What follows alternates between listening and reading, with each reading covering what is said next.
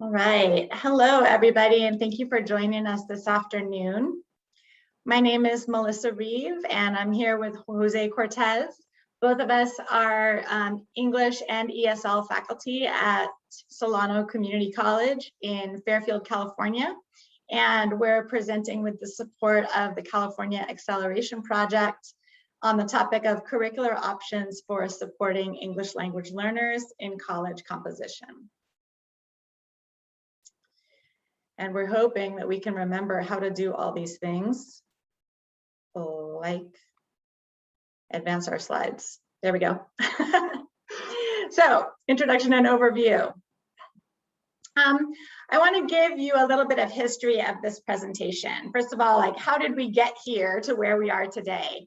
Looking at over 20 colleges in California that have some type of targeted offerings for English learners or multilingual, multicultural students at the college composition level. That's over 20 colleges in California. I have to remember, as I did earlier today when I found that I had forgot to set the presentation time as Pacific Standard, that we have some people who join us from other states. So if you're from outside California or outside the California Community College system, I will do my best to remember not to use too much jargon that's specific to our system or to unpack it when we do. But prior to 2015, ESL sequences at most colleges were treated as remedial, and they often led to still more remedial English prerequisites before students could take transfer level composition. Here in California, only 6 colleges had ever gained articulation with our Cal State University system as counting as college composition, and none had gained IGETC 1A, which is articulation with our University of California system. 2 colleges had ceased offering their A2 articulated courses due to student confusion and or low enrollment. So out of those 6 colleges prior to 2015 that at some time in history had an ESL class that counted as freshman composition with the Cal State system, it had caused problems and they had stopped offering it. Between 2015 and 2017, the California Acceleration Project began promoting principles of acceleration for ESL to increase ESL student completion of transfer level composition. And the methods that we primarily advocated for at that time included reducing the number of levels in the ESL sequence so that students could progress more rapidly. And so that we wouldn't lose, because we know that we lose students at each level in a sequence. So reducing levels increases the number of students who make it through a sequence. And then also integrating skills to reduce the number of courses in each level of a program. So looking, for example, at integrated reading writing instead of having a reading course and a writing course. From 2017 to 2019, we had in California the passage and implementation of AB 705. So AB 705 was legislation that was remediation reform throughout our California community college system, and it impacted how we offer English, math, and ESL. AB 705 clearly defined ESL instruction as separate and distinct from remediation. New placement rules and practices gave many more ESL and multilingual students direct access to transfer level composition as soon as they started in the community college with no prerequisite ESL or remediation, especially students coming directly out of high schools. Any student who had graduated from a US high school could go directly into ESL, into college composition without having to take, a placement test or something like that. And the ESL AB 705 work group at the Chancellor's Office published recommendations recommending that college develop transfer level comp courses and or concurrent support offerings specifically targeting ESL and multilingual students. And with those recommendations in mind, from 2018 to the present, California English and ESL program faculty got to work. In fall 2019, 2 colleges, Cabrillo College and Santa Rosa Junior College, gained IGETC 1A and CSU A2 articulation for new college compositions offerings, specifically targeting ESL and multilingual students. So remember before I said that historically there were 6 that had that Cal State University articulation. 2 of them had quit offering it. There were none that had gotten the IGETC 1A, which means that the University of California accepts this ESL course as freshman writing, right? College writing 1A. So in fall 2019, 2 colleges got that, IGETC as well as CSU A2. Other colleges developed and began to offer co-requisite courses to support ESL and multilingual students in mainstream college composition. I believe that Irvine Valley College was the first college to develop a new co-requisite ESL course to attach to their already articulated English writing course. And the wave of new courses and articulation approvals in both the UC and CSU systems has continued to grow each year. So there were more offerings in fall 2020 and more offerings approved for offering this fall 2021. So our interests, the interest that drove us to do what has turned out to actually be kind of a crazy project that we're going to share with you today, are first a curiosity to see how the field has moved since 2019, when the California Acceleration Project last produced a survey of transfer level comp and support offerings for ESL and multilingual students. Back then, like I showed you, there were only 2 or 3 colleges that had something or were working on something. Also, our motives are partly altruistic and partly selfish. We at Solano College do not yet have a transfer level composition course for ESL multilingual students, and we're ready to develop one. So we wanted to look for strong models. If yours is one of them, we know some of the people from the colleges that we looked at are here in the audience today. Imitation is the highest form of flattery, okay? Thirdly, we're interested in promoting the development of these courses and support models at more colleges throughout the system. So we figured if we were going to go through this process, we wanted to share it so other people could take advantage of the work that we've done in developing our own new course outlines. And finally, we hope to get ESL faculty thinking about whether their current advanced integrated reading writing course at your college may already rise to the standards of 1A and A2. Maybe it already does, and you could, or maybe with some slight adjustments, you could start pursuing that articulation. And if you could, that could be an opportunity to move students more directly into and through college composition, the college comp requirement at your college. Our method for collecting the information we're going to present today was a manual search of the fall 2021 schedules of classes at all 114 California community colleges. We researched the schedules, and from there we researched college catalogs for full descriptions and articulation information. We used public search tools on college websites to access the course outlines of record, and we emailed faculty for any we couldn't find ourselves. We read, compared, and analyzed the whole set of course outlines that we were able to get our hands on. And our goal was to complete this work and deliver this presentation early enough to help faculty, including ourselves, to develop new curriculum in alignment with fall 2021 approval deadlines. So in our system, if we get something approved this fall, we can actually offer it next fall. And so that's why this presentation is so early in the semester. The 2 of us at Solano College are just finishing our 2nd week of classes. It's been a crazy time to work on this, but if anybody's going to go through a curriculum process this fall, we know you need the resources and materials soon to be able to do that. The results are that our California community college schedules, catalogs, and curriculum management systems are complex, obscure, and inconsistent. If you've ever done a search of them for any reason, you know that. And the more of them that you look at, the more you just feel like, oh my God, there's 114 of us, and there's 114 ways to do everything that needs to be done. So because of that, there may be stuff that we've missed. If you see something that is incorrect, or if you're at a college that has the kind of offering we're talking about and we have skipped you somehow, please forgive us and help us make it right. You can drop a note in the chat, you can shoot us an email, a comment, or you can comment at the end if there's time. And one more caveat.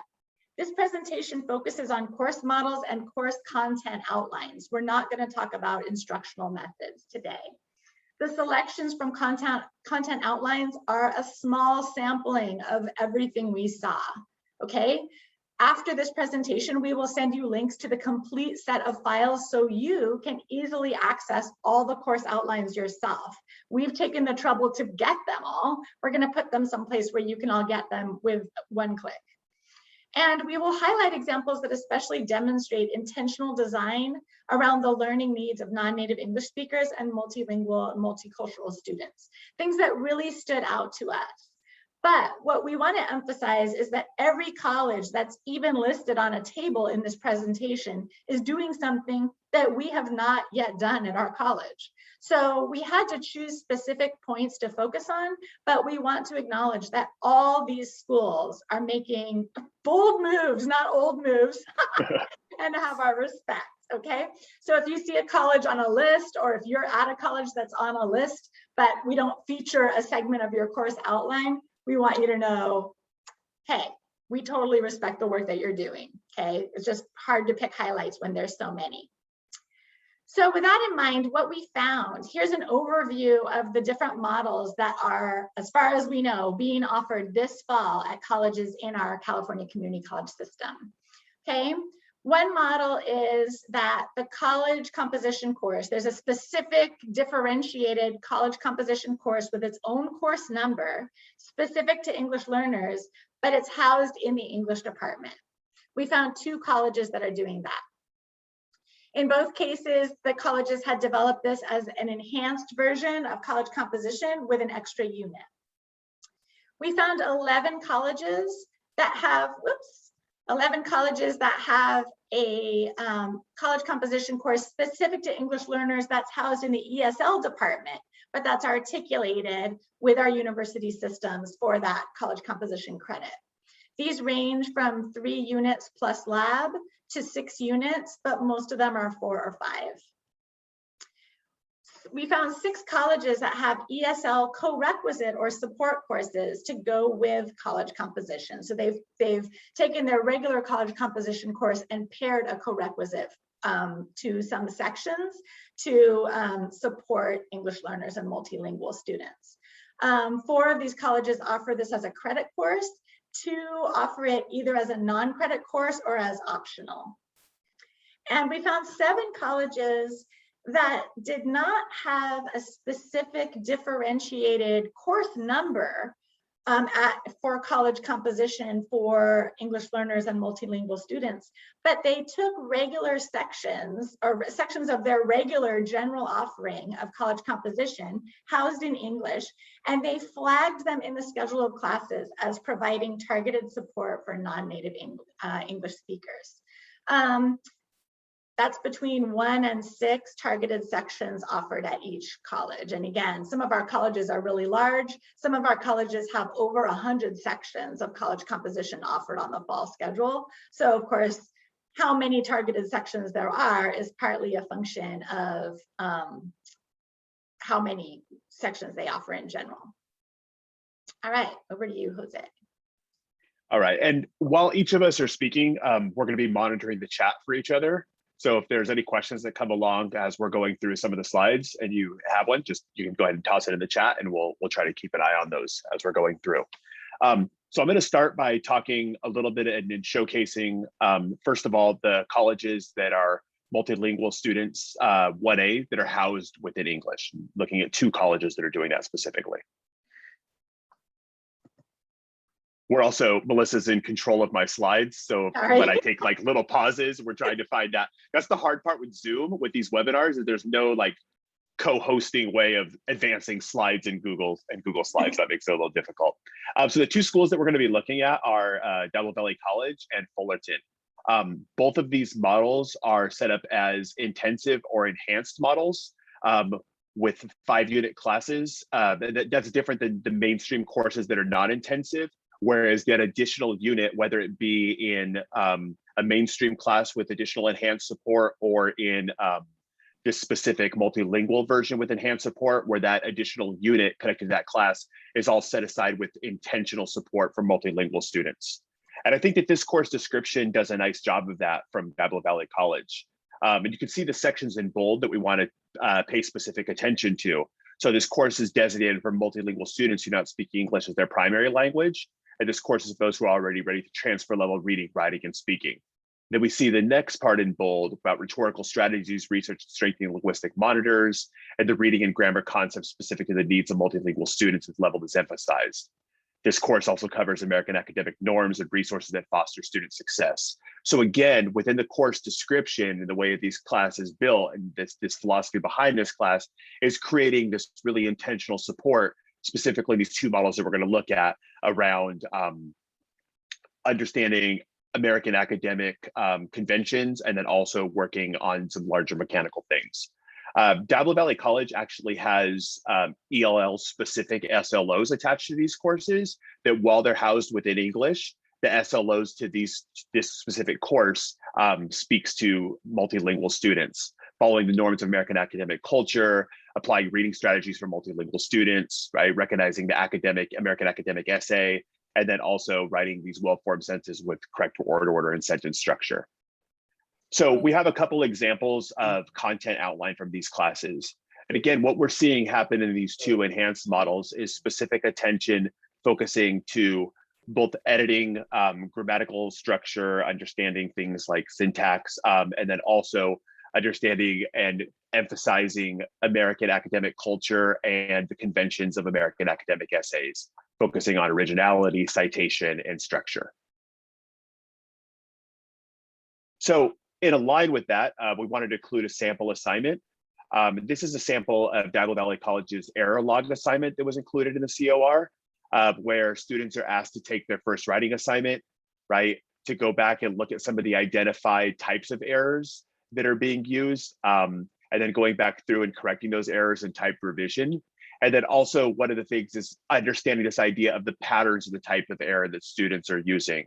So in this particular context, we see like this really strong L2 writing pedagogy of this idea of creating a context where students are viewing grammar in a meaningful way, right? As opposed to maybe some of these discrete skills that we've talked about in the past, but creating this bridge and this unison between reading and the writing process, and then also integrating that grammar process in here where students are able to say, how do I make this grammatical structure or this grammatical feature meaningful in my own writing, and how can I use this to enhance meaning? So to be able to, one, understand whatever the specific features is being focused on, identifying those trends in one's own writing, and then most importantly, being able to think about how to apply this to correct those errors. I think that's a significant example of what this actually looks like in practice. So the takeaways that we took from these courses, in these courses, again, the attentional support is focused on language acquisition and conventions of American academic essay. The additional contact time in these hours and these enhanced models allows for this targeted instruction, right? And I think that's one of those things that, you know, oftentimes we're in that situation where we may ask, like, how do I have enough time to cover all of these things, right? Because a lot of times even just kind of glossing over something like, well, we're going to be focusing on, you know, developing grammar and structure in writing or the conventions of American essay. That's something that's very easy for me to say, but it's another thing when it's in the application of the classroom over the course of the semester, right? And so I think that having this extra unit or having this focus in the enhanced model really gives instructors the opportunity to spend some time working on this throughout the course of the semester, and maybe a different way where that could not get to the level of depth that one would hope. And the other thing that we found that was interesting, we were only able to see this in DVC's models because it was only specified specifically in their COR, but the minimum qualifications for these classes are, as they're being locally defined, in DVC's case, they can be taught by either English or ESL faculty, right? So I think this kind of creates this nice bridge for opportunity between these two departments in places where the departments are separate from one another to have some larger conversations and look at college composition for multilingual and for mainstream courses. So the next example of what we're going to look at are, these are 1A classes for multilingual students that are housed in ESL. We have a larger representation of these courses, And these courses range from 4 units up to 6 units. And so here's a list of some of the classes that we have there. And one of the things that we're going to look at later on also is that while these classes are housed in ESL, there are also some additional course titles or what's the word, like course categories or departments even, that I don't know if they're their own separate department, but just a different way of classifying these classes. Like, for example, English for multilingual students. And so we might talk about some of the benefits of thinking about that later on when we're deciding what we're going to be labeling our own classes.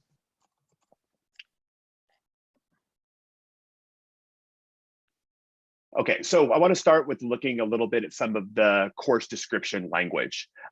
So in these cases, what we're seeing that is different than the example that I used in DVC is there's kind of a little bit of a synthesis happening between the language that exists in the mainstream 1A courses and the language that is being supplemented in here and adhered to this to show specific attention to ELL students. So here's some different highlights that we found.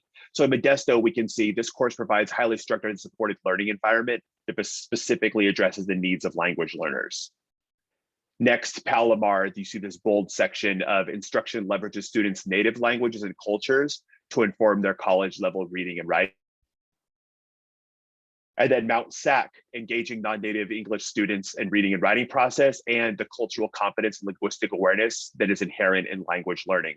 So again, we're seeing this intentional language being used in the description of the courses. And I think this is really important, not just for the way that we advertise our classes and get an understanding of what it is that we're teaching, but I think even more importantly, for our students as they're looking specifically at these classes and making the decision of what class is the best fit for them.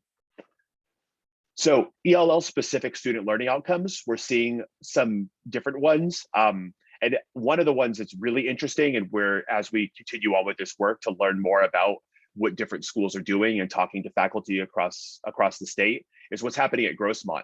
Grossmont actually has a student learning outcome that, from our understanding of what we've seen looking at the COR, sounds like it's linked to their research project, and it deliver an oral presentation that fluently and accurately addresses both the student's topic of research and reflections on the cultural implications of their study.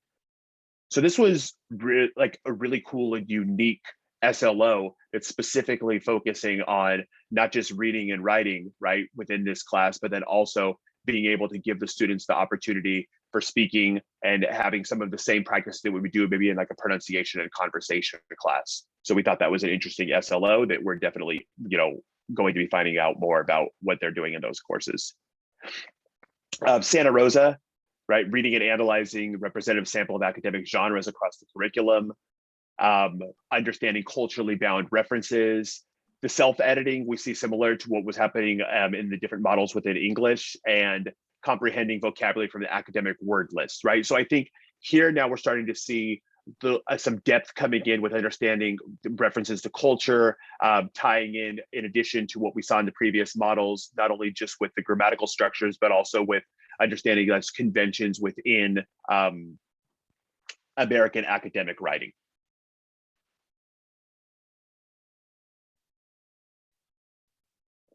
So what we did is we went through and pulled out some different schools and some different categories within the content outline. And I think that it's really easy. I think we need to go back 1 or 2, Melissa. Sorry, something crazy happened over here. Oh, it looks like you popped out of presentation mode. Yeah, but I can keep talking while you do that. I always have things to say. Sorry. No, back 2 or 3. That's okay. Sorry, everybody. Back one more. Okay, now forward 1. That was it. No, slide number 22. Sorry, everybody. Perfect, thank you. So what we did is we went and looked through, and I think that when the materials, we post the materials for you all to have available, it's really easy, like in the same way that you could get into like a Wikipedia deep dive or a Google deep dive or YouTube version. Like, it's really easy to get into these CORs and just dive deep into everything that we see these classes, these programs doing and these schools doing. And so I think that, like, to Melissa's point about just the amount of work that's going on, to be able to select just a handful, it's kind of like if you were to ask me to make you a mixtape of my favorite music, it would take more than just one old tape. I don't know what you do with that tape if I made it for you, but it would take a long time and a lot of medium to be able to do that. So we wanted to highlight a few different schools, but break them down into some different categories and show you kind of some of the highlights and bullet points of what schools were doing. So first is the category within the content outline of critical reading and thinking.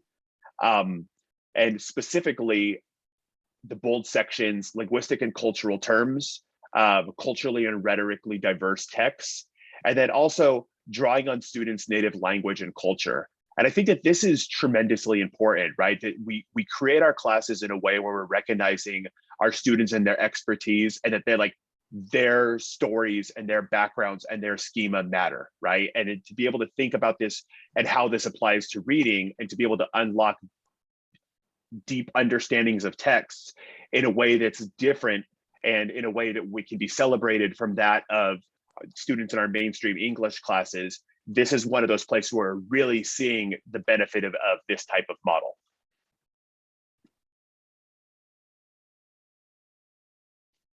We're also seeing this happen in culture. This is what's happening at Cypress College, reading from a wide variety of cultural perspectives, understanding historical and cultural events in American through American history, contributing their own cultural perspectives, and also being able to contribute their own personal perspectives in comparison with similar issues in students' countries of origin.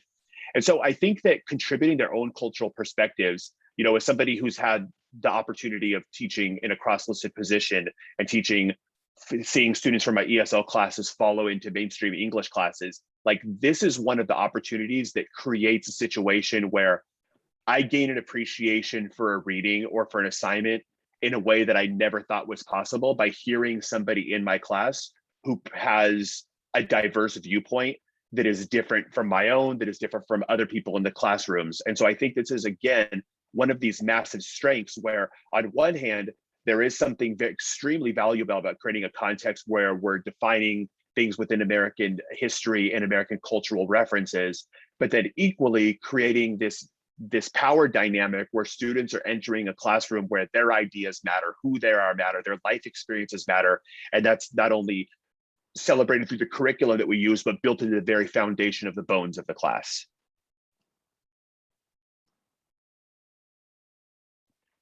Same thing here. This one was really interesting and cool. I mean, they're all interesting and cool, right? But like this idea of metacognition, and I think this is really important when we think about the work that we've all been exposed through the California Acceleration Project and paying attention to this affective domain, right? Like who our students are and how they feel about themselves as language learners and as learners in general matters, right? That predictor of how well you're going to do with something based off of the way that you feel about yourself when you're doing it is tremendously important.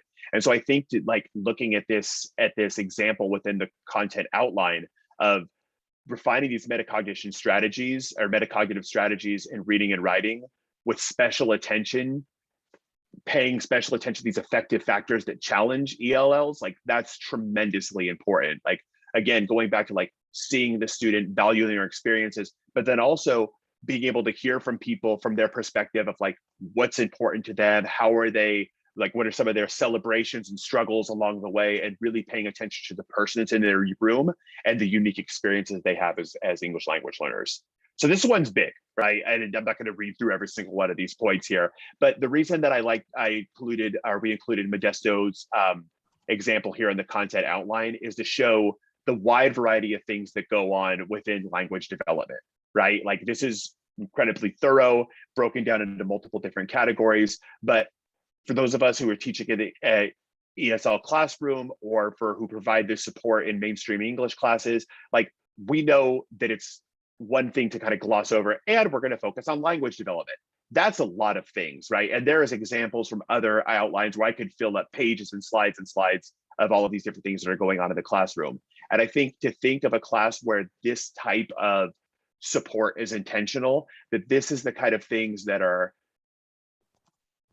explicitly part of the instruction, but that also consistently reiterated over the course of the semester in the reading selections that we choose, the reading practices, the strategies the students are implementing, just the overall core of our pedagogy. And again, built into the fibers of the class, that this is the kind of stuff that we're constantly going through and reiterating over the course of the semester, and this idea of like how much is involved in this type of explicit instruction. I wanted to include all this to show that this is a complex thing we're addressing in these classes.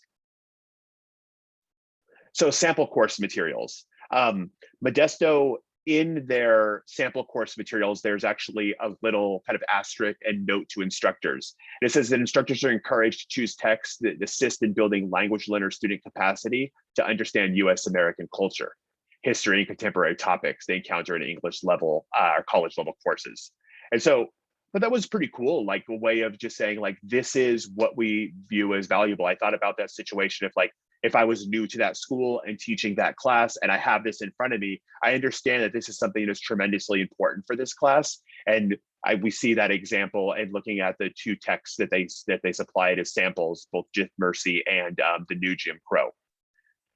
Cypress College, in their content outline, one of the main points that came out there in that cultural section was to contribute their own cultural perspectives.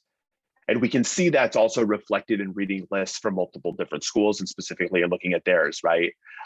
Whether it's using examples from a DJ or from Wrigley's native speaker or the namesake, right? Being able to think about the content or the materials that we're using in our courses is directly linked to the outcomes that we hope to be able to produce and what we believe to be as important as far as the building blocks of putting these classes together. So I thought there was a really strong connection between what the course is aiming to achieve and the content, like those directly inform one another. And there's this really nice symbiotic relationship between what's being used in the class and what the aim is as far as the objectives of the course. And we see the same thing happen in sample course materials. Looking at Cypress's example, going back to their language brought up this idea of contemporary American social and educational issues in comparison with similar issues in the students' countries of origin. So here was a sample prompt. While that's the philosophy that Cypress is doing, here's something that Mount SAC is doing. And I kind of like this synthesis between like looking at what one school is doing and here's what another school is doing at the same thing. It's kind of like that moment in our classes where students are reading multiple texts, focus on some similar themes, or they'll at the end of a semester in a thematic class be like, this reminds me of the thing that we read at the very beginning of class. And I was like, that's my like aha moment where I feel really good about what I did that semester. And this is what I saw between all of these schools that are doing tremendous work is here's this kind of tenet of what's important in the class and what should be emphasized and how we should be building these classes by Cypress, and then here's that application in Mount SAC. So we see, again, this kind of like fortifying this idea. Mount SAC's work is asking to think about social justice and how it's affecting the world, right? To write an essay where they're going to be looking at a specific social issue and the implication that it has in the world just outside of what's happening here in the United States, right? So who are the people that are involved in this movement? What kind of work is being done in this movement? What is the lasting effect of this work? Do you agree, or disagree with this movement? And why is this so important to the world? So really giving this opportunity for students to think about, and this is one of those things that I thought about after reading this just immediately from my class this semester, that a small change that I could make is kind of having that blind spot in my own research project where it feels too local. It's like, what can we do, even if we're looking at a local issue, and think about that globally to be able to invite in a wide variety of perspectives that we have within our courses. So takeaways for this, the housing of the classes in ESL takes full example of the expertise and experience of language teachers, right? That like, this is one of those places where we think about, for those of us who are teaching ESL, like being able to have that opportunity to take full advantage of that area of expertise, right? That on one hand, like as people who teach L2 composition, we're composition teachers, right? In the specific context of L2. So a lot of the things we talk about with like, you know, developing essays, those ideas are there. In addition to that, you can see that deep dive into a lot of those areas of expertise that in some cases are specific to ESL instructors and being able to take full advantage of that in building these classrooms.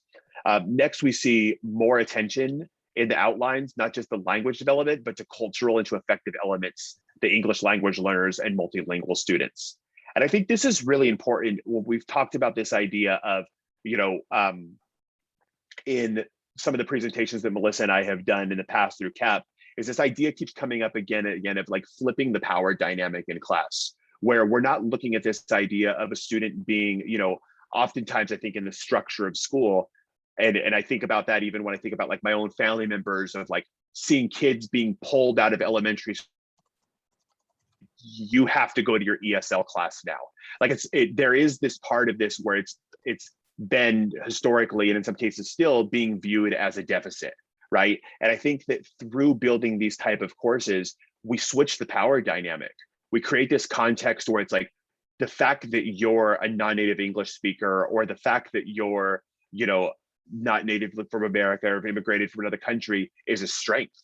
That you bring a unique set of perspectives to the classroom. You bring a unique dynamic to writing. You bring a unique dynamic to the way that you're understanding a text, right? Like that your schema matters. And also when we engage in class discussions, and we've seen some examples too in the CORs, like you're bringing a unique dynamic to the class and adding something that's enriching to a student learning experience beyond what the instructor and their singular life perspectives can provide. So I think that that's a really huge takeaway from this, is like finding a way of like flipping the power dynamic of these courses that historically has viewed this population as a deficit or you know, kind of disproportionately impacted type, and instead flipping it around and viewing it as like, this is not a hindrance, but a strength of being able to have it in this class.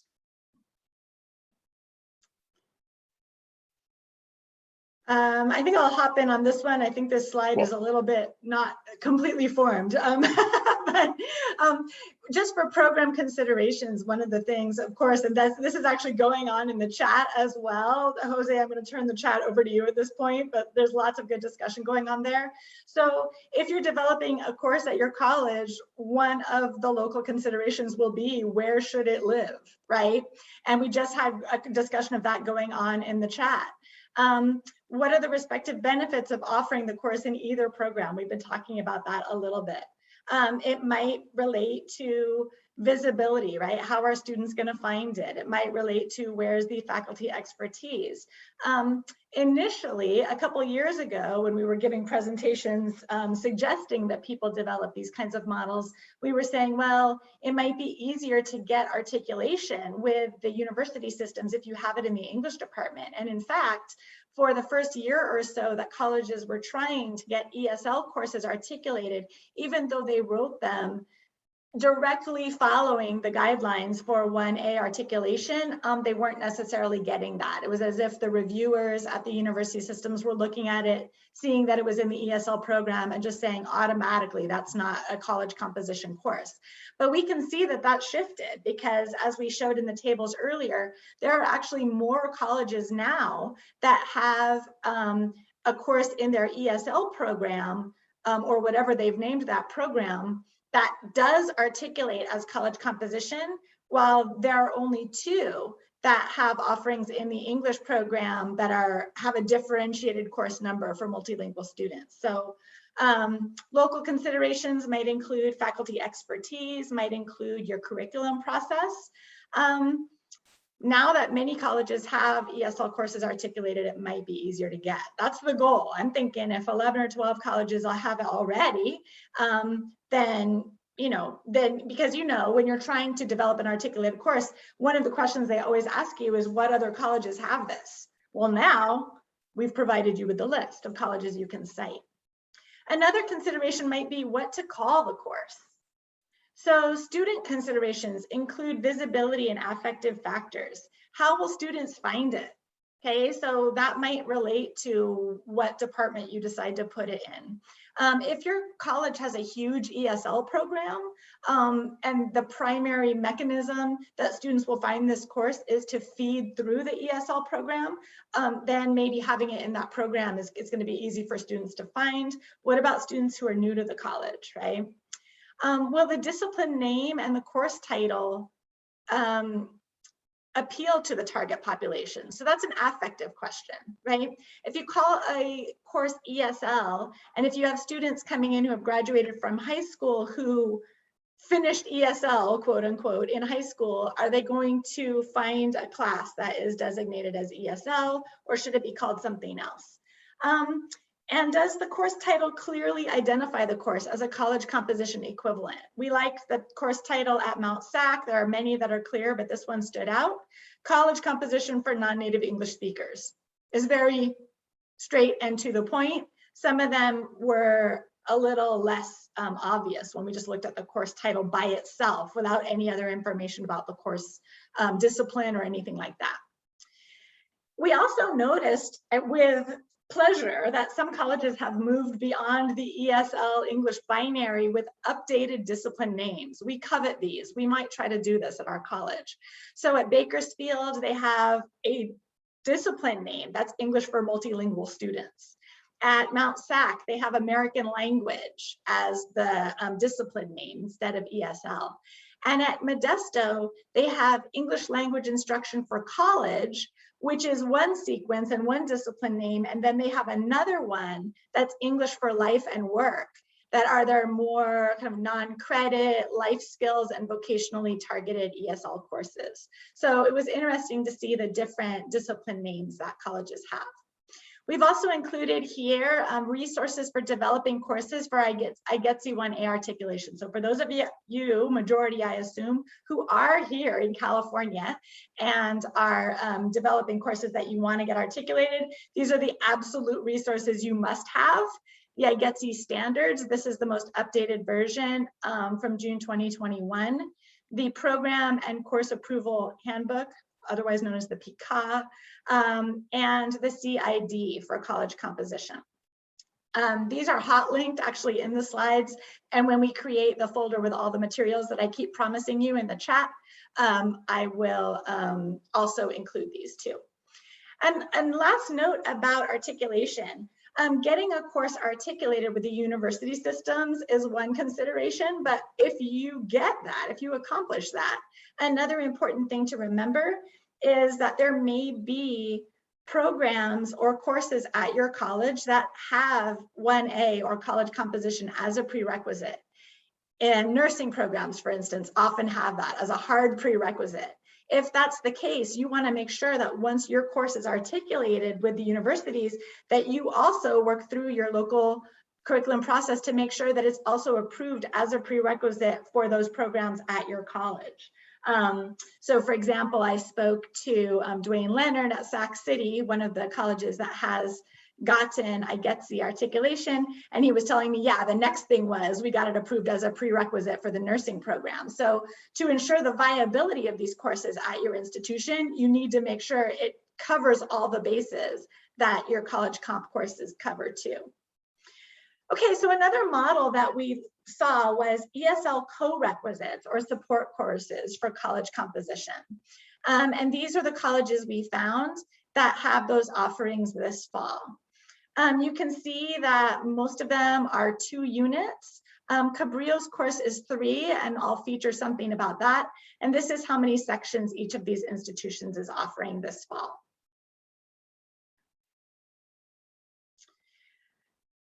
Here are some examples of the course descriptions for these co-requisite courses.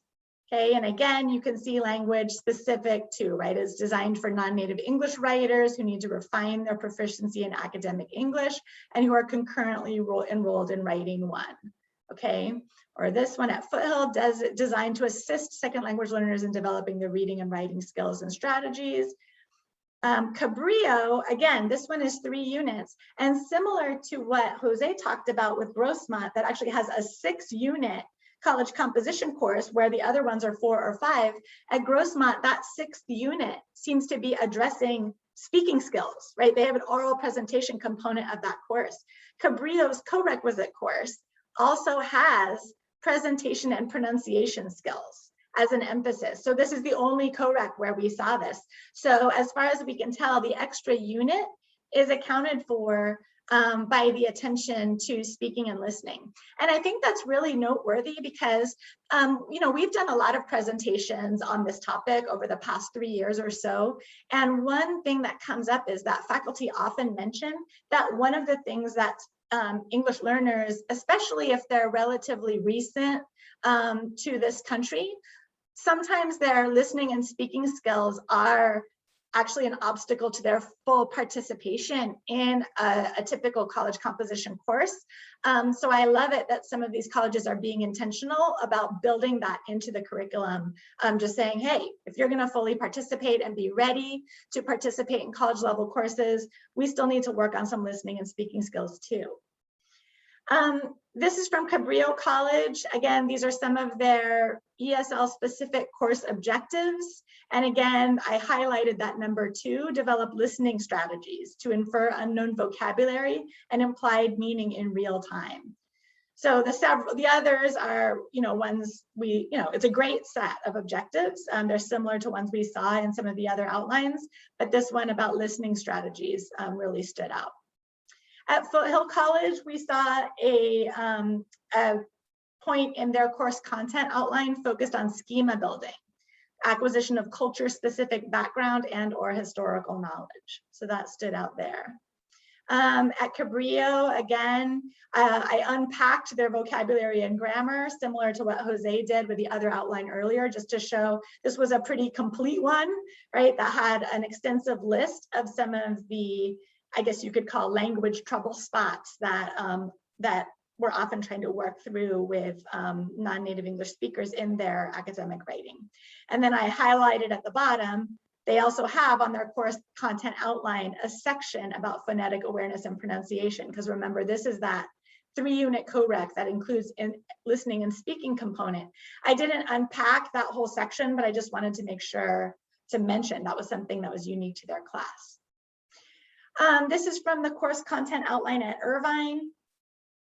Every element in their outline is massive, okay? It's a 2-unit co-rec, but every element is specifically tailored to supporting the reading, writing, language development, and affective needs of students raised in different languages, cultures, and education traditions. There's too much to share. Again, we're gonna send you the link to these, okay? You'll be able to see them yourself, but these are just a sampling of the section headers from Irvine's course content outline for their co-requisite. So rhetorical context, juxtaposing the reader's context with the text, using academic vocabulary, focused grammar and language application, metacognition about writing, language use, and academic performance. Okay, so their course outline is dense and impressive. Some takeaways about these co-requisite courses. Co-requisites allow adding targeted instruction without modifying the already articulated college composition course outline. So in some cases, and earlier on, this appeared to be maybe easier, right? But again, you'll have to make local considerations. Is having those extra couple units or that extra class gonna steer students away from this compared to just trying to take college comp without the support, or is it going to attract them to it, right? The courses add contact time, right? Because if you have a co-requisite, that's another couple hours a week. That can be a benefit to students, but again, depending on student consideration, some students might think, well, why should I, so it really depends, and you have to know your local student population. We see content in these co-recs that are similar to the enhanced elements in the differentiated comp courses, whether those are, especially the ones that are housed in the ESL programs, I would say. So it's just another way to do it, right? Do you bundle it all as one course with an extra unit, or do you do it as a co-requisite? And there are, as we said, local considerations that would guide your decision about that. So another model that we found is colleges that don't, or don't yet, maybe in some cases, have a differentiated course number of college composition for multilingual or non-native English speaker students. But what they've done instead is they have flagged certain sections of their standard college composition course in the schedule of classes. And I'll show you some examples of how they've done that. So these are the schools that we found that have done that. Okay, these 4 have targeted sections of standalone college comp. That means it's a college comp course that's all one, right? 3, 4, or 5 units. At San Jose City College, they have optional support courses, okay? But the main composition course is 3 units. And this shows how many sections in fall 21 are flagged in their schedule of classes as attending to the learning of multilingual students. And these are colleges that have flagged sections of college composition with co-requisite support. So they don't have a special or differentiated course number for a co-requisite for multilingual or English learner students, but they've flagged sections of the college comp course and the associated co-requisite in their schedule of classes. So I've shown you the course number both for the composition course and the co-requisite course. The titles are here and the unit values are here. And each of these colleges has one section like this running this fall. Here's examples of what I mean by flagging sections. So when you scroll through the schedules of classes at these colleges, which we did, like we said, manually, right? Reading them, skimming. So again, if your college does this and we missed it, please fill us in so we can add you to our list. But these were some of the ones that we saw. Right, just language like this, right there in the searchable schedule. This section is specially designed to meet the needs of students from multilingual ESL backgrounds. Okay, at Pasadena, this section is open to all students, and it is also designed for non-native speakers and students who completed ESL 33B.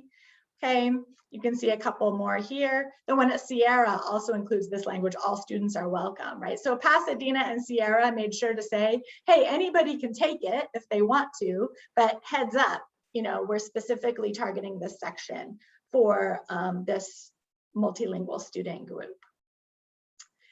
So some advantages of doing targeted or flagged sections as opposed to creating a whole new course could be that it's a quick way to get started, right? If you decide, hey, you know, we want some sections, one or more sections of college composition that are advertised specifically for multilingual or English learner students, if you can work that out with your dean, you could get that done as soon as spring 22, right? So something to think about, because if your college is like ours, they're already asking you to help them make the spring 22 schedule. Okay, so it's the fastest thing you can do. There's no new articulation. There's no new curriculum process associated with this. It's also a way to offer targeted support while developing and or articulating a new course. So if you're designing a new course, or your course is going through the articulation process, that might take more than a year, right? But you could offer this meanwhile. And that's also an opportunity to gain experience. This is Jose's language. It's like renting before you buy, right? Like renting the car that you want to buy. You can gain clarity about what's going to go into a new class if you decide to create one by creating one of these flagged sections and starting to figure out what you're doing to differentiate it and write that down, right? And that becomes your content. However, advantages of having differentiated course numbers are that doing so establishes a permanent and consistent blueprint for the differentiated content. So it's less dependent on individual instructors to ensure the continued and future offerings, right? It has more permanence, and if you actually have a course outline of record. So where will we go from here? It was a lot of work to put all this material together, but super interesting. And we're grateful to have had the opportunity and the support of Acceleration Project to put this together. From here, we're going to share with you, okay, all the resources that we've collected, including the links to all the course outlines discussed today. We're still working on getting that in a presentable way. So not today, but early next week, everybody who registered for this presentation will receive a link to that material. We're going to continue our own local process, okay? First, we're going to reach out to faculty at these colleges to learn more about their journeys to developing and articulating these courses. So Guillermo had a question in the chat earlier about how many turf wars happened between English and ESL. I don't know, but that's one thing we're curious about, those and other things, or colleges that had to try twice to get articulation with University of California, things like that. We did all of this research just based on what we could see, right, in the searchable outline schedules and so on, okay? We don't know what the process was at each of these colleges or how they made the decisions that they did, but we're interested to find out. And we're developing our own course at Solano this fall. We're doing it, right, Jose? Okay. Yeah, that nod is confirmation while I was muted. It was enthusiastic for sure. About it for years. We're finally going to do it. We have no excuse now, right? We've got all these materials. We can do a lot of copying and pasting. Thank you, everybody who went before us. We're also going to do another webinar in about 6 weeks. So keep apprised for that. Next time, we're going to focus on content, materials, and assignments to support English learners in mainstream composition courses, because as you can see, even the colleges that have these targeted offerings, a lot of times it's just one section, right? So for that reason and others, every college composition course in the state of California is going to have multilingual students in it. That's already the case. Everybody knows that, right? So these targeted offerings are awesome opportunities, and I couldn't be happier to see seeing them grow throughout our system. But we also know that students are going to need, that instructors who are teaching general sections are also always looking for strategies to support those students. That's it for our material. Thank you for joining us today. Again, I'm Melissa, and that's Jose, and there's our freshly minted California Acceleration Project ESL Gmail account. That's brand new. We just got that last week. Okay, so you can contact us there, and hopefully we'll remember to check it. But it's new. Okay, we'll remember to check it. We have about 3 minutes left, and I've missed apparently 50 things in the chat that I can't wait to read. But Jose, is there anything that came up in the last 20 minutes in the chat that you want to say just by way of? I've been trying to answer some of the points that were brought up. One of the things that came up that we're getting ready to do as we start diving into more of these research to inform other webinars that are coming up also is hearing students' perspectives, like interviewing, like what do you wish that faculty knew, like, and kind of going to Luis's question about which one of these models would a student prefer. I think that's something like to really think about as far as, how we structure our classes and how we build them, is having these conversations with students in the process. You know what? You were talking and I started reading the chat. I'm sure whatever you said was really important though. Okay, so in that clownish fashion, we bring our presentation to a close. Thanks everybody for being here. Thank you so much, everybody. You know, have a great weekend. And keep your eyes on your inboxes for a follow-up survey, as well as the resources we'll be sending out early next week.